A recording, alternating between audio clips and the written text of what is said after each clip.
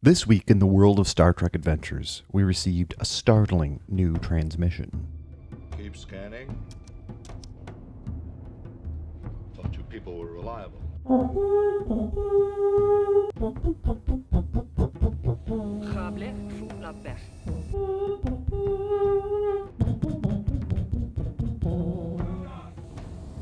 What the hell is... Show! Wait!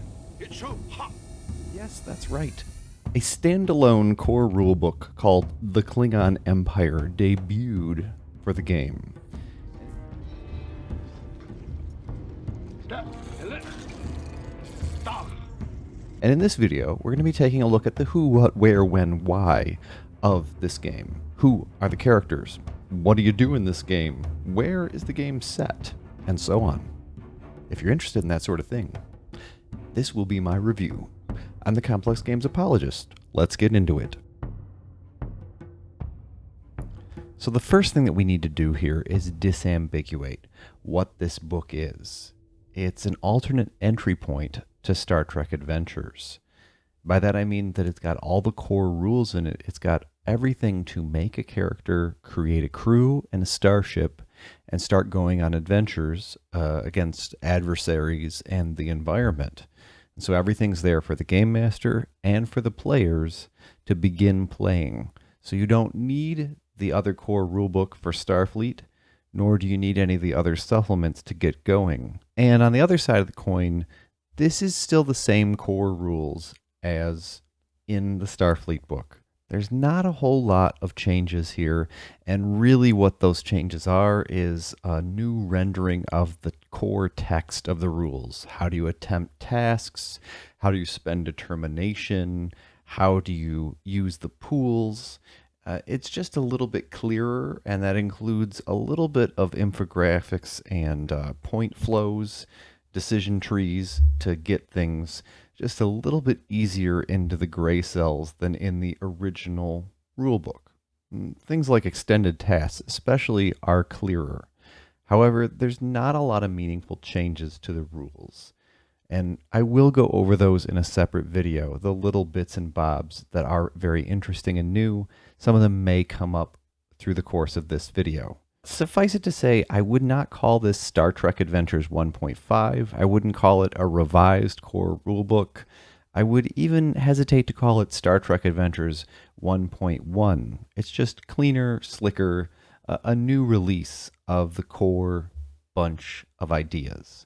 Now, what is different is that all the framework around Starfleet is pulled out and replaced with a whole other framework for playing Klingon characters. So the entire background section, the entire starship section is worked from the point of view of a Klingon starship.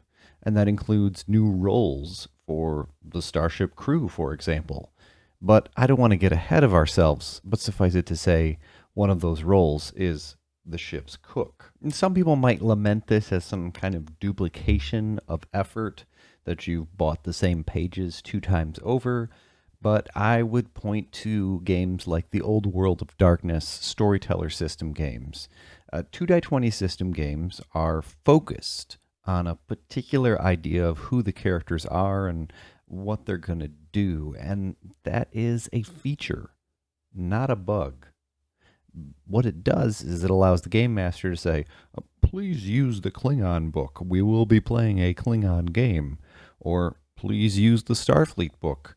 This will be a Starfleet game. 2x20 just isn't a GURPS style game, which is suggesting that you throw in the kitchen sink or that everything is on tap for any given adventure. Instead, the idea is something like choosing a lane or a particular off-ramp and having fun wandering down the paths. Now, I promised that we would get into the idea of who, what, where, when, why about the characters and what the focus here is, but I would be remiss if I didn't attempt the fastest and most succinct explanation of the 2x20 system engine that I've yet attempted. First of all, it's called 2x20 because anytime that you're going to pick up the dice for a task as your character, you will begin with 2x20. Gameplay in 2x20 consists of scenes. If we are looking at the characters with the camera eye of the game, then it must be something meaningful to the characters. It must follow naturally from the scenes that have come before, and what happens in it will inform what sort of scene comes afterwards. If there's nothing left to do in this particular scene, if there's no goal or the goals have changed, then that means that it's probably time for a new scene. A scene begins by the game master setting the stage, saying which characters are there and what sort of traits and environment is the ambiance around the characters. From there, the players narrate what their characters' actions are. And if something rises to the level of being challenging for a hyper-competent, heroic protagonist of a swashbuckling Klingon warrior that's on the bridge of his starship, for example, then the game master will let them know that it's time for a task. The game master then sets a difficulty, which begins at 1 and can rise to something as high as 5 in extreme circumstances. In order to reach that difficulty, the player needs to roll under a target number on 2 die 20s in a pool. Now, I mentioned that you begin with 2 die 20s. In order to get more of them for this pool, you need to purchase additional dice. Now, these can be purchased with momentum, which is essentially banked margin of success from previous tasks, or by taking risks and adding to a pool called threat that the game master holds. These are sort of the unaccounted consequences, the risks taken by the characters in the scene, and the inherent peril of things lurking around corners. I've explained a lot about how the pools work, especially threat, in other videos, and I invite you to take a look. Suffice it to say, for me, it's one of the things that's most exciting about 2 die 20, which is that difficulty and margin of success are undocked from a single moment in time. Momentum is just additional successes beyond the difficulty on a given task roll.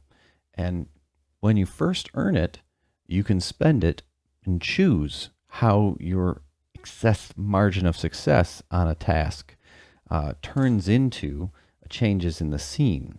If you don't, then it's sort of there as verve and moxie, as successful forward momentum that your companions or you can call upon later on in the scene. The target number that you need to achieve a success on your D20s comes from your character sheet. This is a matter of your daring plus your security discipline, or your reason plus your science discipline. It's informed by what sort of action the character is trying to take, and the player is encouraged to suggest one or both of the pairing of attribute and discipline. Add the two together, you get something like 12 plus 4 equals 16, and now you've got a number that you need to roll under for your D20s. A few years ago on my channel, I did a full walkthrough of the task system and how successes are generated and that whole business, and I invite you to take a look at those videos. They are in an earlier style, but I stand by them, and some of them are going northwards of 10,000 views. They've been very helpful to a number of folks. If you'd like to know more about the engine itself, take a look there. Hey, how does the game handle honor? Is there anything new, like some kind of abstraction or score for that? Answer, no, not really. The character's values, which can have a lot to do with what they believe honor really is or how they view the importance of honor, takes care of the first half of that. The other half of that is that the dictates of Klingon honor, as far as culturally held beliefs, which are widely held by everyone that we've seen in a Klingon uniform on the shows, are handled as dictates. In other words, directives from the original Star Trek adventures.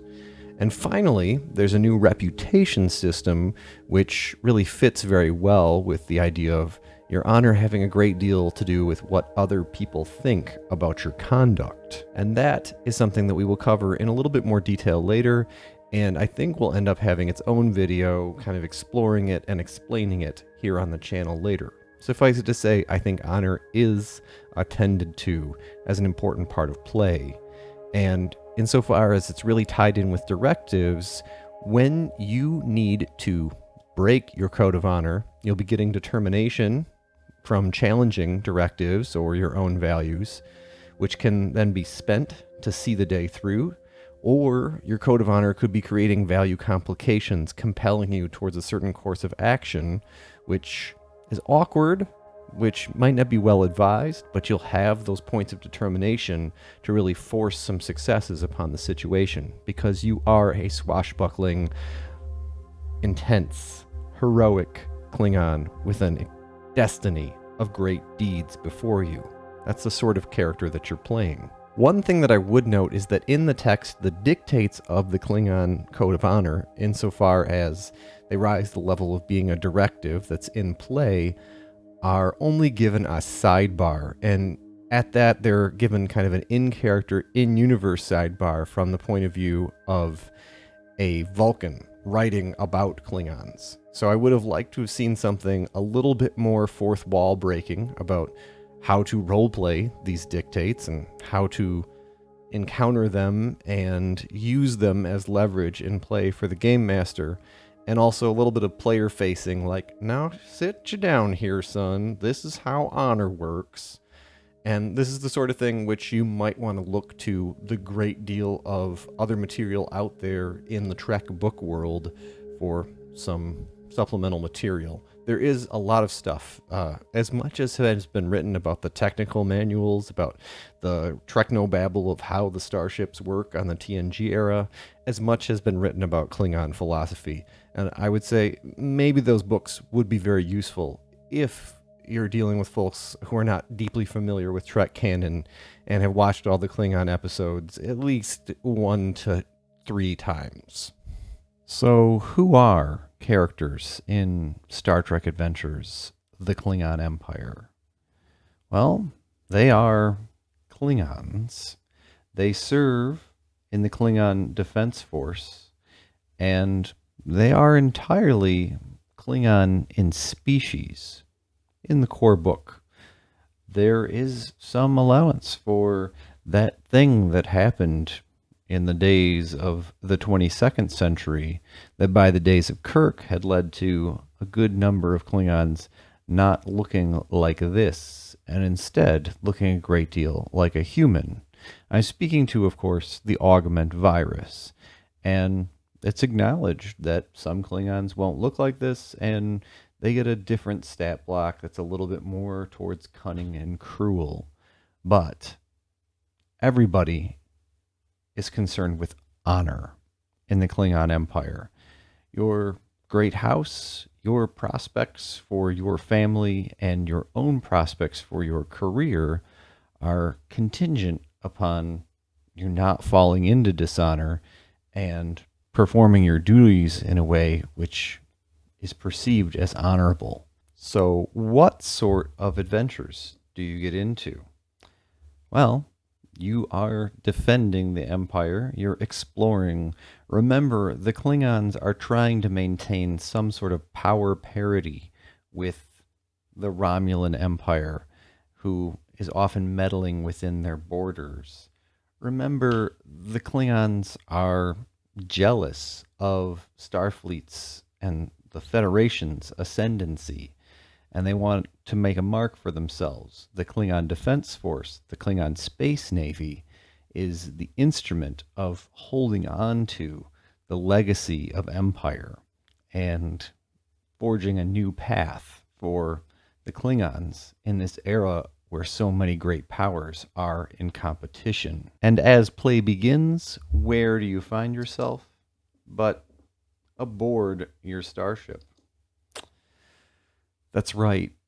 You have all the facilities in this core rulebook to do the sort of Red October missions that the Klingons are often showing shades of, pulling down the periscope and peering through it, calling out how many calicams until it target. This is the sort of thing that you can do in addition to away missions, which can include showing the flag, saber rattling at the Federation border, or even covert ops like the sort that Christopher Lloyd undertook in the search for Spock. The game also acknowledges that challenges within the chain of command will take place. When someone acts dishonorably, Klingons have a way of calling out that dishonorable action and seeking a confrontation. Making people own up to their deeds is a very Klingon thing to do. There are, of course, upstarts. There are, of course, Klingons that will contrive circumstances, scheme, and use politics to find themselves in the ascendancy. They can use these same dictates of honor for their own personal gain. Your values, which inform your character's actions and are the arbiter of their advancement as they proceed through play, and are the way that you can push through success on very hard tasks when you're informed by your values, when you're acting in accordance with them. Well, different Klingons have different values. Sometimes honor is incredibly important to some Klingons, and for others, it is a means to an end. But honor suffuses Klingon culture. It is ubiquitous in this game's vision of who Klingons are. And for my part, that's very exciting. It means that there's something more than just role-playing a pack of war criminals. It's a chance to quixotically charge at overwhelming odds, or to double dog dare the Romulans or the Federation to try and stop me now as I proceed in a way that you would consider very much against your prime directive. If you can make your enemies mad at you and live to tell the tale, if you can seek out confrontations and see if they're willing to test their mettle, that is the heart of a warrior. If we succeed, there will be many songs sung in our honor. So when is it that you're taking the helm of the starship?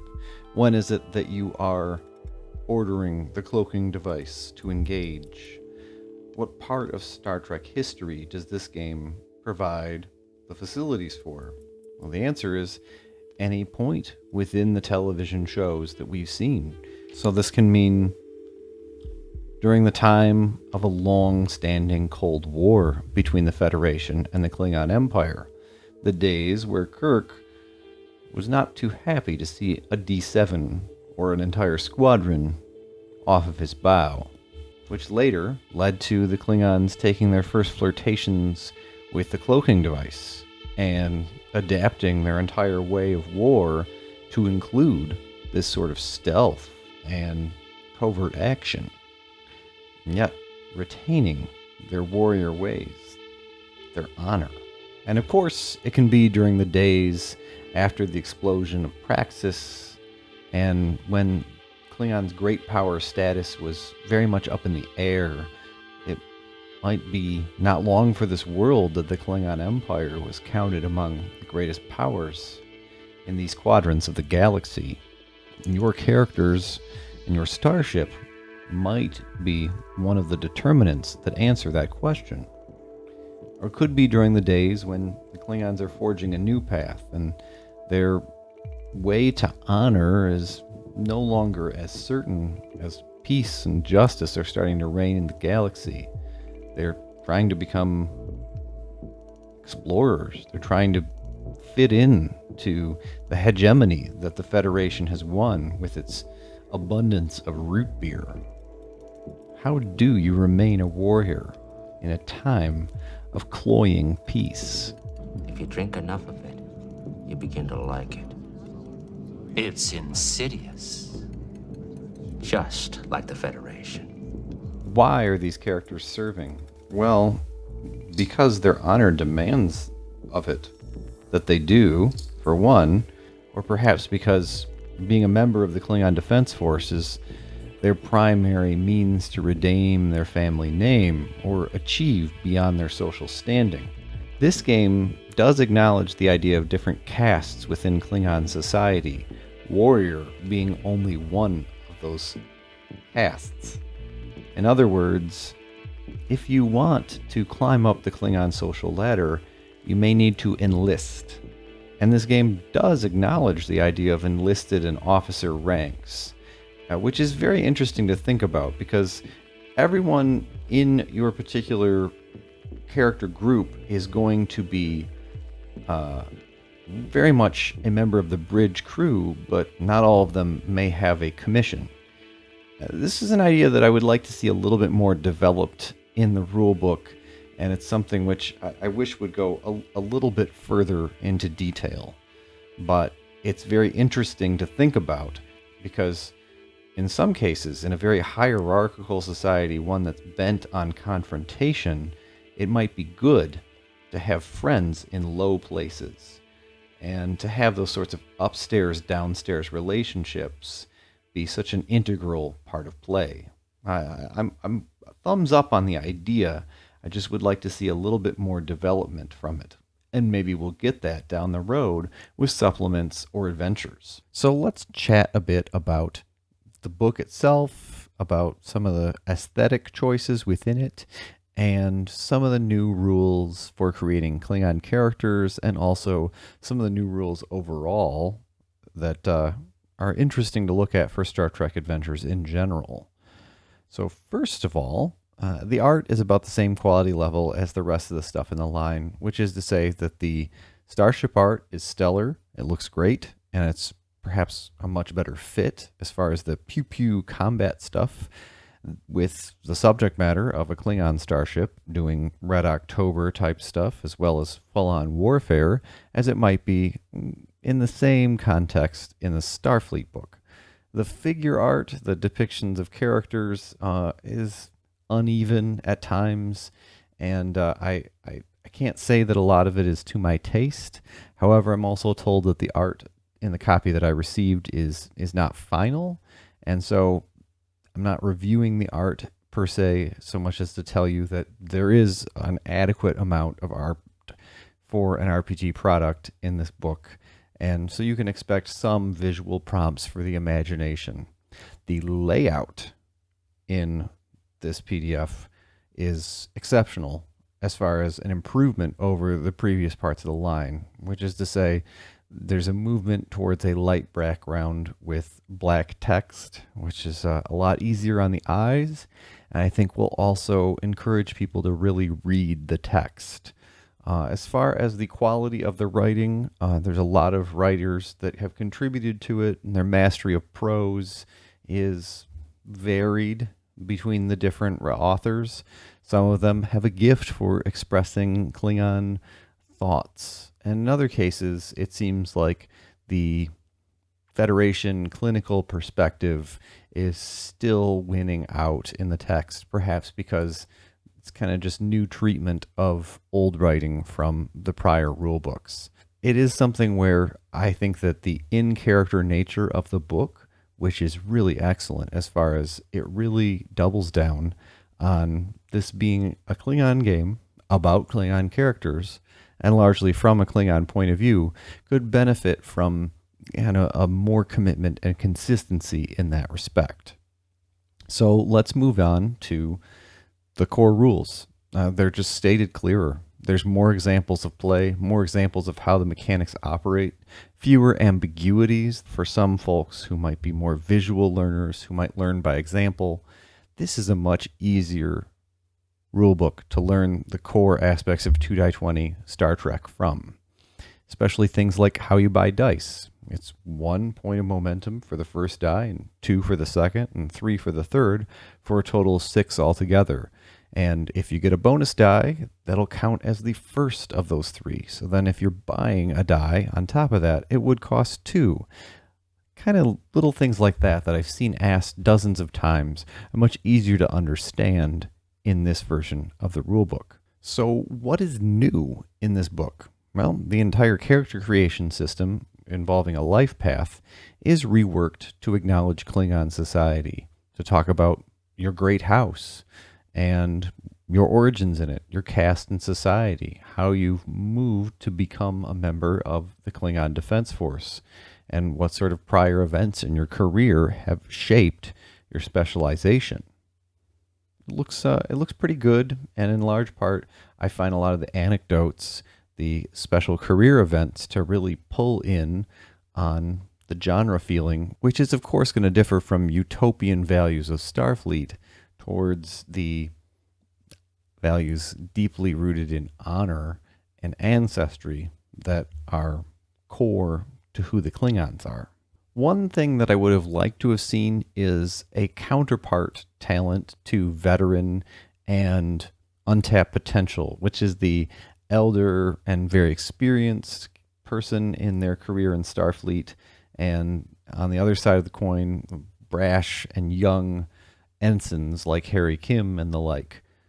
These are the two talents from the core rulebook of the Starfleet game that have just come forward into the Klingon game, and I feel like it's a missed opportunity to shape the different sorts of Klingon characters and how they behave against challenges. I think that this is a place where maybe there was a missed opportunity to create a different pairing of talents for old and young characters. Of course, this is an opportunity which might get revisited in adventures or in a supplemental book, and I'd love to see it myself. Now, this may be because the player characters are all Klingons, but we did get a new determination spend, which is the ability to pull any talent out of the book, even if you don't have it, and use it in the moment as a determination spend when you're informed by your values. This is a cool idea, but it's also the sort of thing which can lead to a lot of page flipping as you're suddenly trying to pull a rule out of the book which you didn't have any idea of premeditating before that moment. It brings back some memories of playing an artificer in 3.5 edition Dungeons & Dragons for me. Thankfully, all of the talents that you can pull from are in a single book as opposed to the 3-foot tall stack of spells that I was surfing through as an artificer.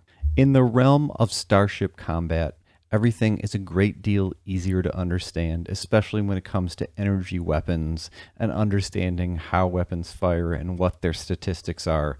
It's a good deal cleaner than the massive page-flipping, mind-boggling, dare I say, nightmare that was the original core rulebook in this respect.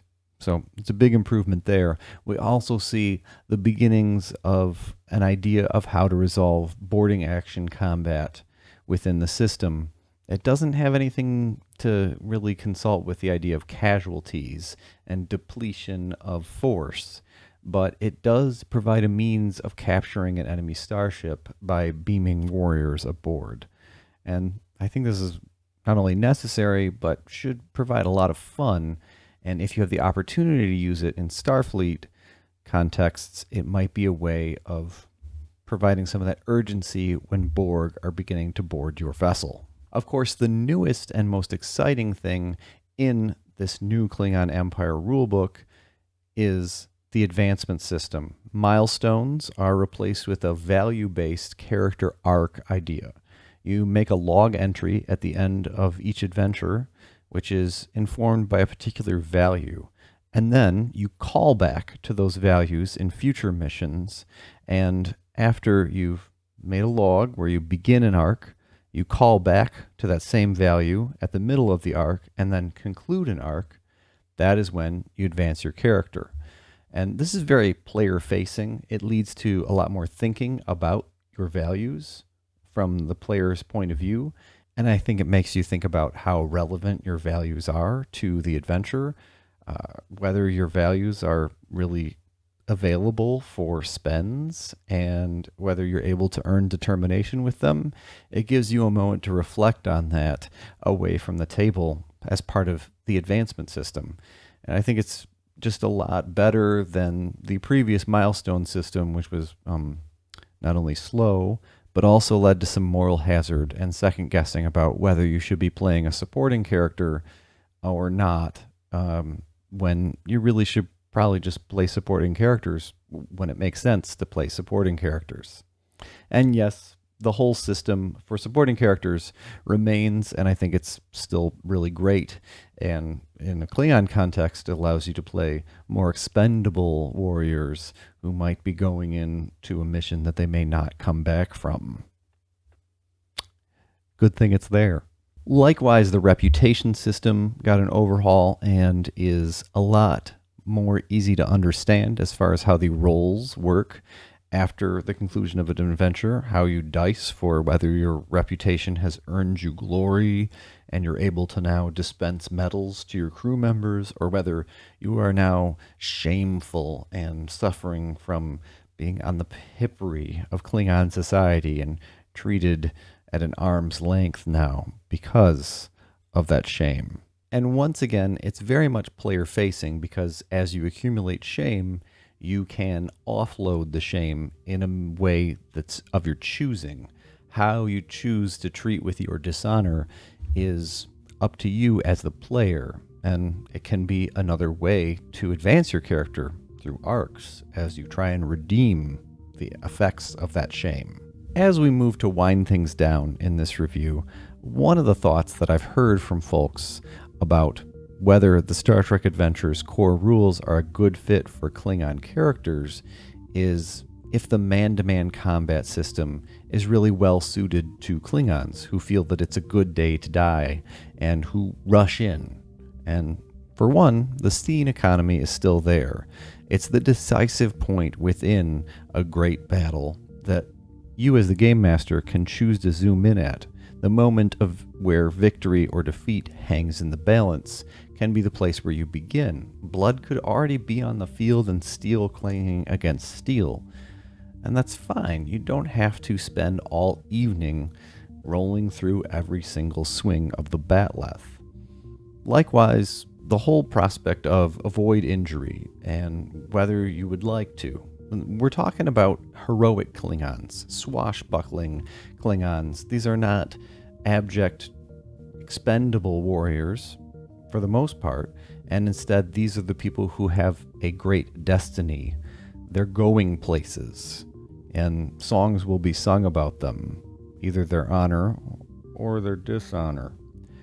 But suffice it to say, these characters have the opportunity to dodge a bullet in order to win the day.